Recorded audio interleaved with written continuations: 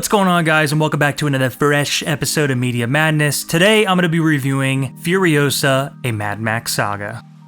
I was a gigantic fan of George Miller's 2015 Mad Max Fury Road. I think it's an action masterpiece. I think Fury Road is an achievement on every level, from its visuals, cinematography, all the way to its score. And let's not even talk about the stuntmen and what they achieved during this as well. So now in 2024, we have Furiosa. This is a prequel to the character Furiosa from Fury Road, originally played by Charlize Theron. Now we have Anya Taylor-Joy stepping up, and does she do a good job? Does she fill the boots? Let's dive right in. This film opens in a chaotic way with a very, very young child Furiosa being abducted by her mother. Not only is the opening chaotic, but it's also chaotic with its narrative from the get-go. And at times it's even hard to follow some of the action that is being presented on the screen as well. We're introduced very early on to Chris Hemsworth's villainous character, Dementus. You can see in the trailers, and better yet, in the film itself, that Chris Hemsworth is really buried in these prosthetics, and at times he's even unrecognizable. So the first half of the film is really just following a very young Furiosa, and just seeing her fight to get out of the grips of Dementus, and really just become her own. Guys, I'm gonna go ahead and say it, first half of this film is kind of boring. At times I found myself wandering in my head and just thinking of other things. I think the film looks great, and it definitely matches the aesthetic that Fury Road established, but here, guys, it's a bit of a mess and kind of a sludge to get through. So we follow Chris Hemsworth around a lot in this film as Dementus, especially in the first half, and I gotta say, I think his character is really shallow and boring. I don't really think he's a compelling villain, and I think he's just kind of checking all the boxes what makes an evil guy bad. Killing people just because, power hungry,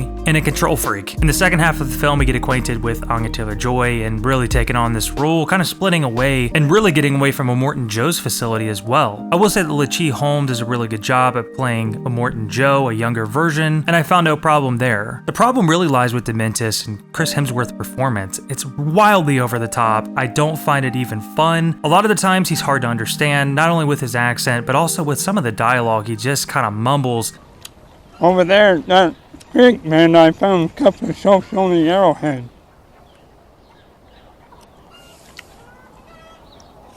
There's a sequence in this film a little over the midway mark where Furiosa fights off some of these other people trying to take control of their truck that they're transporting. It's shot so incredible by George Miller. He brings the amount of energy as a 20-year-old director, and this man is 79 years old. But even in this sequence, it holds no candle to Fury Road and what they achieved in that. The worst part about this film is it doesn't really need a backstory, because Furiosa as a character was far more compelling when you knew nothing about her. You just got little tidbits of information. And the narrative that they created with this film, I really don't think is worthy of this character. Even with Dementus in the end, which I will not spoil, the fate of his character just makes you scratch your head. On top of everything else, guys, this film has a really chaotic pacing and doesn't give any scenes or characters any time to breathe. It's very quick to move on to the next scene and doesn't let things linger or marinate. Unfortunately, guys, there's not much to love here other than the visuals, coloring, and what they achieved behind the camera, because what's going on in front of it doesn't have much to offer. So guys, unfortunately, I gotta give this film the thumbs down. I don't think this film is worthy of Fury Road, and honestly, I don't feel like this film is worthy of the character itself. Let me know down below, guys, what you think of this film. If you're planning to see it, if you have seen it, let me know what you think about it. I'd love to hear your opinion of it.